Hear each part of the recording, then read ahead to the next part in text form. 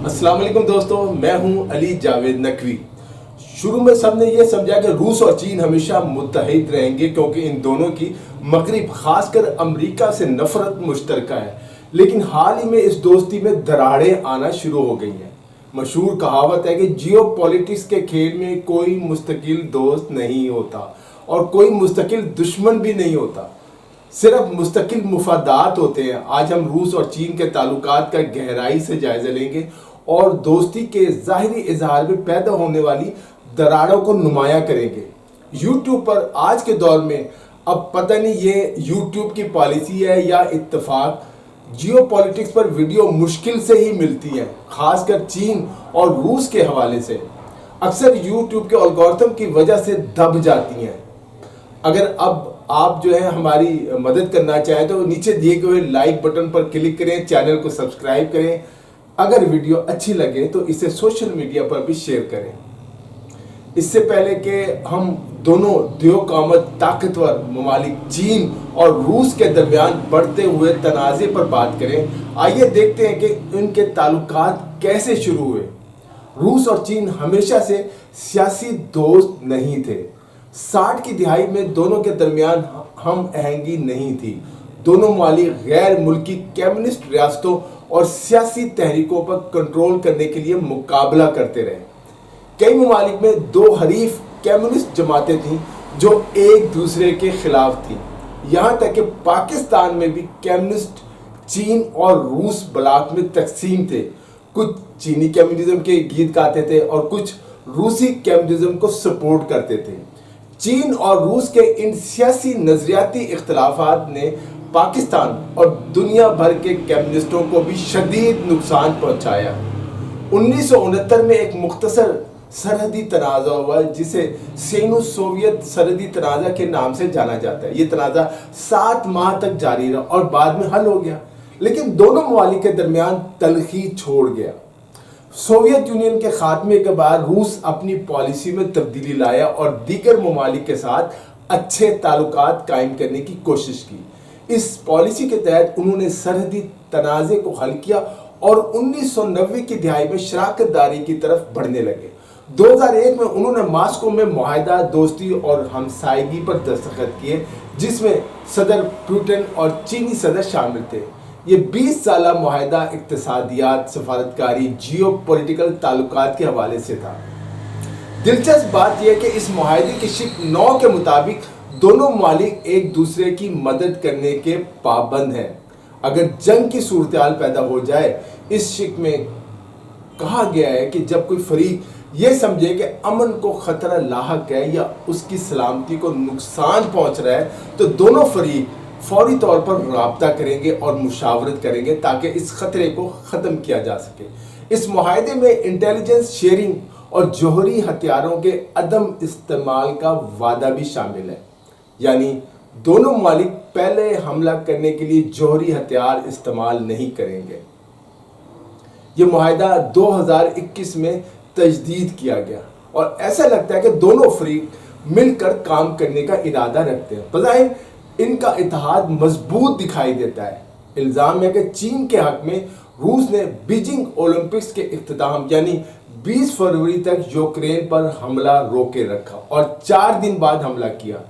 مغربی انٹیلیجنس رپورٹوں کے مطابق سینئر چینی حکام کو حملے کی پیشگی اطلاع تھی۔ روس چین کو ناراض نہیں کرنا چاہتا تھا۔ ہم نے دونوں ممالک کے درمیان شراکت داری یا دوستی کا تو بتا دیا، لیکن اب ہمیں دیکھنا ہے کہ چین روس اتحاد 2 دہائیوں تک کیوں برقرار رہا۔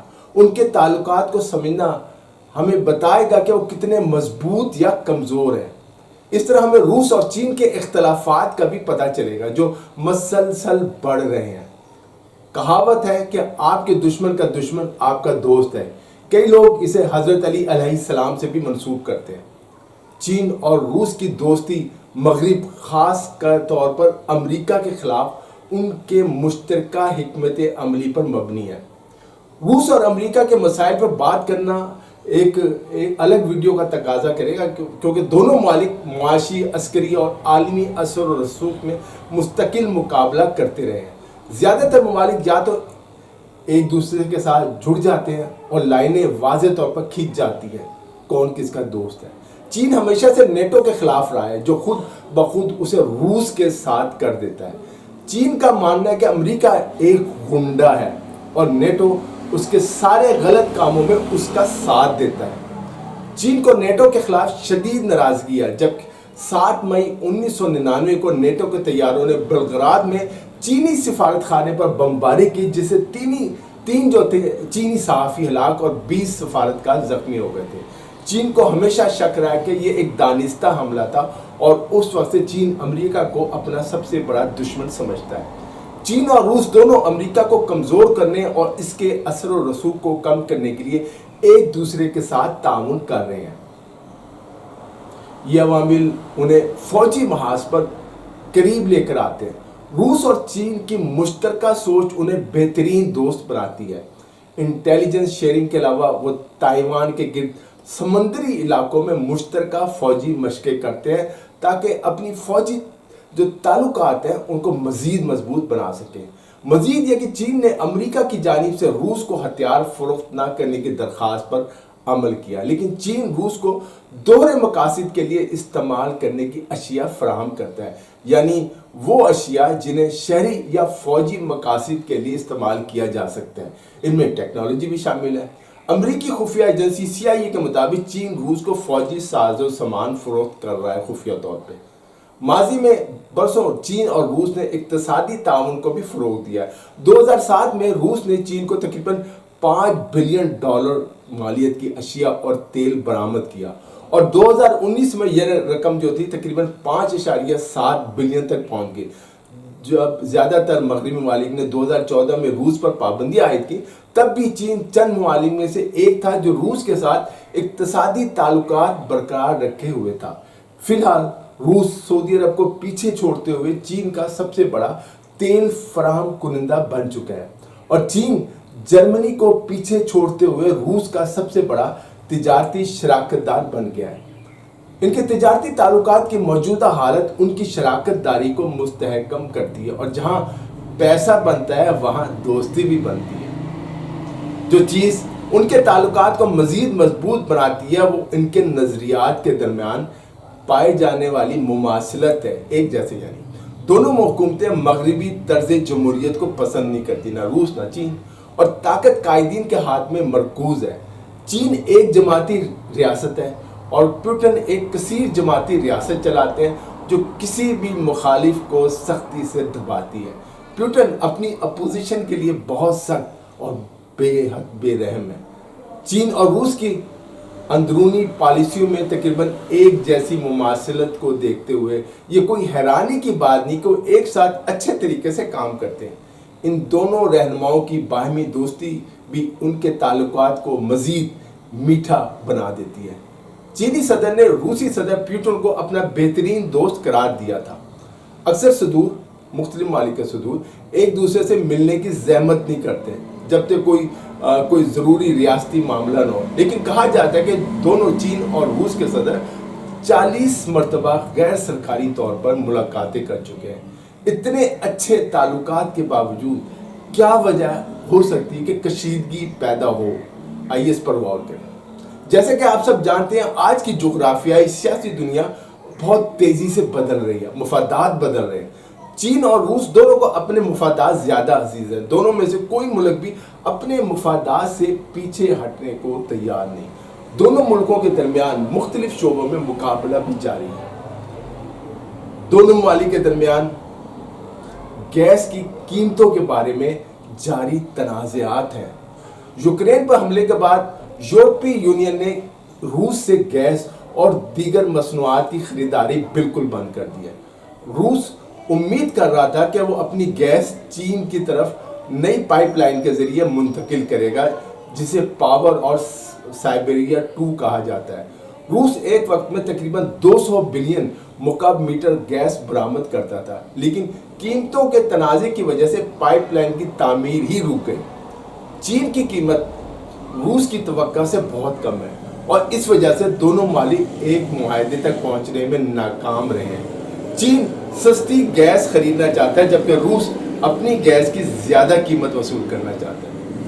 امریکی پابندیوں کی وجہ سے روس کو کافی مالی نقصان ہوا ہے اور وہ اس نقصان کی تلافی کرنے کی کوشش کر رہا ہے، جبکہ چین جانتا ہے کہ روس کی مالی حالت انتہائی خراب ہے یا نازک ہے اور وہ اس سے فائدہ اٹھانے کی کوشش کر رہا ہے۔ چین روس کی مشکلات سے مزید بہت سے اقتصادی فائدے اٹھا رہا ہے۔ روس اور مغربی ممالک کے درمیان جاری کشیدگی میں بھی چین نے خاموشی اختیار کی ہوئی ہے اور وہ اس کا سارا فوکس موجودہ عالمی صورتحال میں زیادہ سے زیادہ معاشی فائدہ اٹھانا ہے۔ روس اس وقت سفارتی طریقہ اپناتے ہوئے کیونکہ اسے چین کی ضرورت ہے، لیکن یہ سوچنا مشکل ہے کہ وہ اس دباؤ کو بھول جائے گا جو چین اس وقت روس پر ڈال رہا ہے۔ اگر روس چین کے بغیر اقتصادی طور پر زندہ رہ سکتا تو ہمیں یقین ہے کہ ان کی دوستی کی ضرورت نہ ہوتی، لیکن فی الحال یہ ایک ایسی مصلحت ہے جو انہیں جوڑے ہوئے چین کو روس سے، روس کو چین سے۔ اس کے علاوہ روس کے ساتھ معاملات چین کے لیے بھی مسائل پیدا کر رہے ہیں۔ جو بائیڈن انتظامیہ نے روس کی یوکرین میں جارحیت کو روکنے کے لیے چین پر بھی پابندیاں عائد کی ہیں۔ امریکہ نے 42 چینی کمپنیوں کو اپنی پابندیوں کی فہرست میں شامل کیا ہے۔ اگر چین نے روس کی مدد جاری رکھی تو امریکہ نے مزید پابندیاں عائد کرنے کی دھمکی دی ہے۔ امریکی پابندیوں سے بچنے کے لیے چین، جو چینی بینک ہے، اور روس کو جو ادائیگی ہے اس پہ انہوں نے عمل کرنے سے انکار کر رہے ہیں، جس کی وجہ سے دونوں ممالک کے درمیان کشیدگی بڑھ رہی ہے۔ یوکرین میں روس کی کارروائیوں کی حمایت کے حوالے سے کچھ رپورٹس ظاہر کرتی ہے کہ چین ممکنہ طور پر پیوٹن کی جارحانہ پالیسی سے متفق نہیں ہے۔ چین کو عالمی جنگ کے آغاز کا خدشہ ہے، یعنی تیسری عالمی جنگ، جو کہ روس کی حمایت کرنے پہ بیجنگ کے لیے بڑے مسائل پیدا کر سکتی ہے۔ روس کے اندرونی ذرائع کا کہنا ہے کہ موجودہ روسی قیادت اور چینی قیادت کے درمیان کشیدگی پیدا ہو رہی ہے، جو دوستی تھی وہ اب ویسی نہیں رہی۔ اس ہفتے روسی وزارت خارجہ کے ذریعے روس نے ایک بار پھر چینی قیادت کی مغربی پابندیوں کو نظر انداز کرنے میں مکمل مدد نہ کرنے پر تشویش کا اظہار کیا۔ حالانکہ دونوں ممالک بیشتر معاملات میں ایک رائے رکھتے ہیں، لیکن ایسا لگتا ہے کہ چین کی روس کے لیے برداشت ختم ہو رہی ہے۔ روس کی جارحانہ خارجہ پالیسی نے بہت سے دشمن بنا لیے ہیں اور اگر چین کو خود کو روس کے ساتھ نہ جوڑنا چاہے تو وہ جلد ہی تعلقات منقطع کر سکتے ہیں۔ چین کا اولین مقصد خود ایک سب سے بڑی عالمی اقتصادی قوت بننا ہے اور یہ مغربی ممالک کے مدد کے بغیر ممکن نہیں۔ مزید تلخی پیدا کرنے کے لیے کچھ اطلاعات ہیں کہ چین نے روسی ریاست پر جاسوسی کرنے کے لیے ہیکرز کا استعمال کیا ہے۔ چینی ہیکرز نے روسی ریاستی اداروں اور ٹیکنالوجی کمپنیوں سے منسلک درجنوں کمپیوٹرز کو نشانہ بنایا ہے اور انفارمیشن حاصل کی ہے۔ اطلاعات کے مطابق کچھ فوجی آلات نصب کیے گئے ہیں، یعنی چین دوستی اور اچھے تعلقات کے باوجود روس کی جاسوسی کر رہا ہے۔ وہ جاننا چاہتا ہے کہ روس کیا کر رہا ہے۔ یقیناً کسی بھی فریق کے لیے دوسرے پر مکمل اعتماد کرنا حقیقت پسندانہ نہیں۔ دونوں ممالک کے درمیان خلیج پیدا ہو رہی ہے۔ کیا آپ کو سینی سوویت سرحدی تنازع یاد ہے؟ حالانکہ یہ حل شدہ معلوم ہوتا تھا، لیکن ایسا لگتا ہے کہ اب بھی کچھ معاملات باقی ہیں۔ 2023 میں بیجنگ کی طرف سے شائع کردہ ایک نقشے پر بیلوروسی جزیرے کو مکمل طور پر چینی علاقہ ظاہر کیا گیا ہے۔ یہ معاہدے کی خلاف ورزی ہے، جس کے تحت جزیرے کو دو ممالک کے درمیان تقسیم کیا گیا تھا، جس میں چین مشرقی نصف اور روس مغربی نصف کا کنٹرول رکھتا ہے۔ چین کے اپنے عزائم ہے کہ وہ علاقے واپس لے جو اس کے خیال میں چین کی ملکیت ہے۔ چین میں اس جزیرے کو باسی جزیرے کے نام سے جانا جاتا ہے اور یہ غیر معمولی نظر آ سکتا ہے، لیکن اس کا جغرافیائی اسٹریٹجک مقام چین کے لیے بے حد اہم ہے۔ یہ آموز اور اسوری دریاؤں کے سنگم پر واقع ہے، جس کا مطلب ہے یہ کاروف کے قریب ہے جو بیرونی منچوریا کا حصہ ہے۔ چین اس بات سے بے چین ہے کہ اس کے سب سے بڑے شہروں میں سے ایک کے قریب کا علاقہ روس کے جزوی کنٹرول میں ہے۔ دوستوں، ان تمام عوامل کو مد نظر رکھتے ہوئے یہ سمجھنا مشکل نہیں ہے کہ چین اس موجودہ معاہدے کو ختم کرنے اور ان علاقوں کو واپس لینے پر غور کر رہا ہے جو چین اور روس کے درمیان تقسیم کیے گئے ہیں۔ सरहद पर मौजूद इलाकों के तनाज़ा के अलावा वस्ती एशिया में रूस और चीन के मफादात भी तशवीश का बाइस है। फिलहाल उनके दरमियान कोई बराह रास्त टकराव नहीं हुआ है, लेकिन दोनों के दरमियान ज़ेर सतह मुकाबला जारी है। रूस काज़किस्तान, किर्गिस्तान, ताजिकिस्तान, तुर्कमानिस्तान और उज़्बेकिस्तान की सियासत में मुदाखलत करता है, जहाँ काबिल ज़िक्र रूसी नस्ल जो है वो आबादी मौजूद है और रूसी ज़बान बोली जाती है इन रियासतों में। 2022 में रूसी फ़ौज ने काज़किस्तान की हुकूमत को फसादात कंट्रोल करने में मदद की थी। चीन की तवज्जो काज़किस्तान में दो तरफा तिजारत के लिए इंफ्रास्ट्रक्चर की तरक्की पर मरकूज है, जिस तरह पाकिस्तान में CPEC मंसूबे शुरू किए हुए हैं। चीन वस्ती एशिया में इक्तिसादी लिहाज से सरगर्म है, जबकि रूस सियासी फ़ायदे के लिए वहाँ देख रहा है। हालांकि अभी तक कोई झड़प नहीं हुई है, लेकिन एक ही इलाके में दो सुपर पावर्स के मफादात कभी भी अच्छे इंजाम तक नहीं पहुंचते। ये भी सोचने की बात है कि आया चीन को मुस्तकबिल करीब में रूस से इत्तेहाद की ज़रूरत होगी। चीन एक आलमी इक्तिसादी ताकत के तौर पर उभर रहा है और अगर ये अपनी मौजूदा रफ्तार पर चलता रहा तो इसे रूस के साथ अच्छे ताल्लुकात रखने की बहुत कम ज़रूरत होगी। 2023 में चीन ने वस्ती एशिया में 99.4 अरब डॉलर की मसनूआत बरामद की। रूस को उसकी फौजी मुहिमात और इक्तिसादी पाबंदियों के असरात ने काफ़ी हद तक कमज़ोर कर दिया और इसका मतलब यह है कि वो रूस जो है चीन से बहुत पीछे रह गया है। अगर हम देखें तो चीन की मईशत इस वक्त रूस से 6 गुना बढ़ी है। चीन ने 2020 में रूस को फीकस GDP में पीछे छोड़ दिया है और IMF की पेशगोई है कि चीन की GDP 2027 तक तकरीबन 30 ट्रिलियन डॉलर तक पहुंच जाएगी, जबकि रूस की GDP 2 ट्रिलियन डॉलर से भी कम रह जाएगी। इतना फर्क आ जाएगा दोनों मुल्कों। चीन का फौजी खर्च इस साल 296 अरब डॉलर है, जबकि रूस का जंग के बावजूद 109 अरब डॉलर से भी कम है। दोनों के दरमियान ये वाज़ेह फ़र्क जाहिर करता है कि अब रूस और चीन इक्तिसादी लिहाज से मुसावी शराकतदार नहीं रहे। रूस चीन की हमायत पर इन्हिसार कर रहा है और इसका मतलब ये है कि अब रूस को चीन की ज़रूरत है, जबकि चीन को रूस की कम ज़रूरत है, जिस तरह पाकिस्तान को चीन की ज़्यादा ज़रूरत है।